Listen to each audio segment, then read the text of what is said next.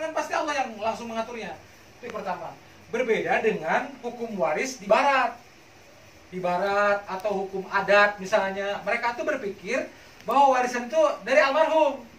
Gitu. Warisan yang dapat, misalnya anak-anak dapat warisan karena ayahnya meninggal.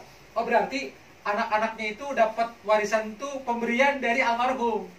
Kalau hukum waris barat dan hukum waris adat begitu berpikirnya. Dalam Islam bukan begitu. Dalam Islam warisan itu pemberian dari Allah. Makanya cara membagikannya harus sesuai aturan Allah gitu. Tidak boleh suka-suka. Makanya itu tadi kan. Kenapa tadi saya bilang di awal, dalam Islam tidak boleh membagikan warisan itu hanya berdasarkan kesepakatan.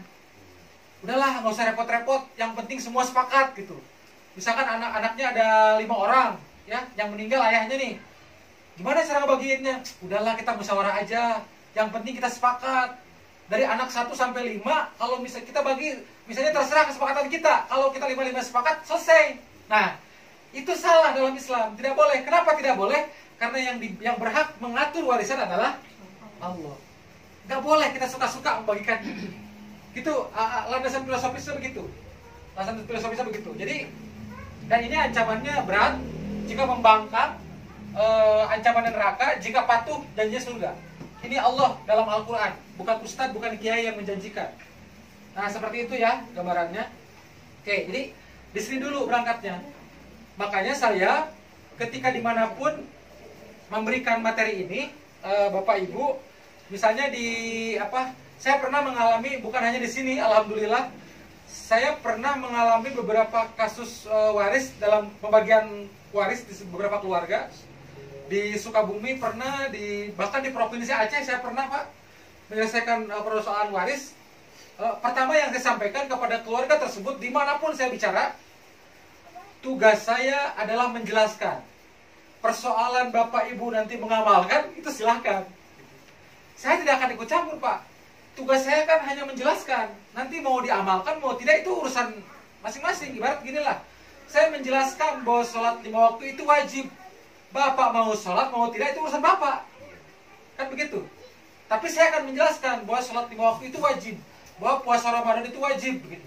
Persoalan nanti Bapak mau Ramadan, mau puasa, mau enggak, kan itu kan Bapak yang tahu. Resikonya dapat pahala Bapak, yang kena dosa juga Bapak, kan begitu. Jadi tugas saya hanya menjelaskan. Saya akan menjelaskan apa adanya. Saya tidak punya kepentingan apapun. Makanya saya tidak punya kepentingan apapun, karena bagi saya kan begini, mau siapa yang dapat bagian besar, mau yang kecil di sebuah keluarga, saya nggak ada urusan.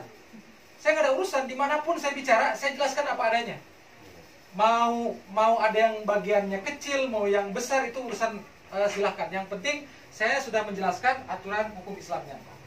Nah baik, kemudian ada 3 hal yang perlu diselesaikan sebelum dibagikan warisannya. Jadi tidak boleh langsung warisan itu dibagikan. Contoh begini, contoh ya. Ada 3 hal yang harus diselesaikan dulu ya. Pertama yaitu tajhiz. Tajhiz ini biaya pengurusan jenazah. Biaya pengurusan jenazah.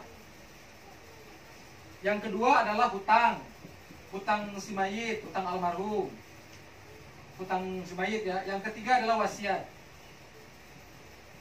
Nah, misalnya ada seseorang meninggal dunia, katakanlah dia meninggalkan harta 100 juta misalnya.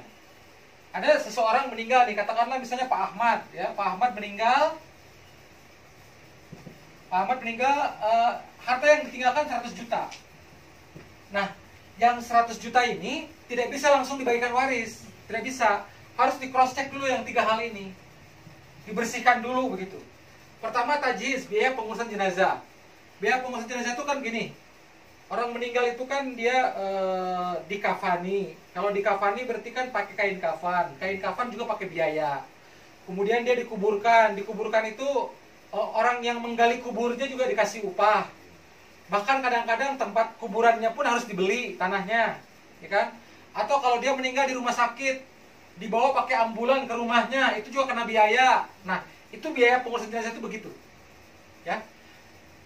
Ini dalam Islam Pak, yang paling bagus adalah diambil dari harta si mayit.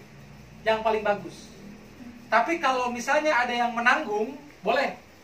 Misalkan ada keluarganya yang bilang, udahlah, itu semua biaya pengurusan jenazah biar saya yang nanggung, boleh, silakan. Bisa aparat desa, aparat kelurahan, bisa terserah lah, silakan. Ya. Tapi kalau paling bagus dari harta si mayit, biaya pengurusan jenazah. Ini cek dulu nih, ini udah selesai atau belum? Jangan-jangan punya hutang dulu di sini. Biaya pengurusan jenazah belum dibayar, beresin dulu ini. Jadi misalnya ternyata biaya pengurusan jenazah 2 juta misalnya. Berarti kan tinggal 98 juta lagi.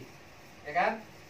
Nah, kemudian cek almarhum ini masih punya hutang atau enggak. Itu wajib. Di cross check dulu. Meskipun meninggalnya udah lama. Cross check dulu punya hutang atau enggak. Hutang ini umum ya. Hutang ini umum, apapun bentuk hutangnya.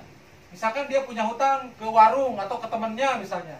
Misalnya 3 juta, 3 juta lah dia punya hutang. Berarti 98 dikurangi 3 berapa? 95 ya, 95 juta lagi. Nah, terus cek dia punya wasiat atau enggak. Wasiat ketika hidupnya sebelum meninggal. Mungkin pernah wasiat misalnya wasiat ketika sebelum meninggal, tolong nanti kalau ayah meninggal beri sumbangan ke mesin ini 5 juta atau apalah gitu ya. Nah, misalkan anggaran 5 juta misalnya. Maka tinggal 90 juta. Maka harta yang bisa diwariskan hanya yang ini. Gitu. 90 juta inilah yang disebut harta warisan. Ini harta peninggalan. Jadi sebetulnya dalam hukum waris Islam itu harta peninggalan dengan harta warisan itu beda. Harta peninggalan ini yang 100 juta yang masih kotor gitu. Belum dibersihkan dari 3 hal ini. Harta warisan itu sudah dibersihkan dari 3 hal ini. Tapi 3 hal ini tidak mutlak, Pak, Bu. Jadi tergantung. Kalau ini tidak ada ya sudah gitu. Misalkan Pak Ahmad meninggal, hartanya 100 juta. Dicek biaya pengurusan jenazah sudah ada yang nanggung. Dicek hutangnya nggak ada, nggak punya hutang, malah punya tagihan misalnya kan. Bisa jadi kan? Hutang nggak ada, wasiat nggak ada ya sudah selesai. Berarti yang dibagiin warisannya yang segini. Itu. Yang penting ini cross check dulu. Cross check. Oke. Berikutnya saya akan masuk kepada penentuan ahli waris langsung ya. Ada penghapus ya? Ini aja sengaja. Oh iya. Oke, boleh. Apa?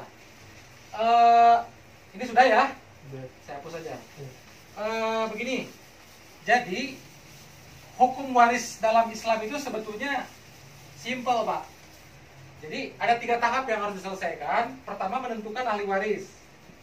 Pertama menentukan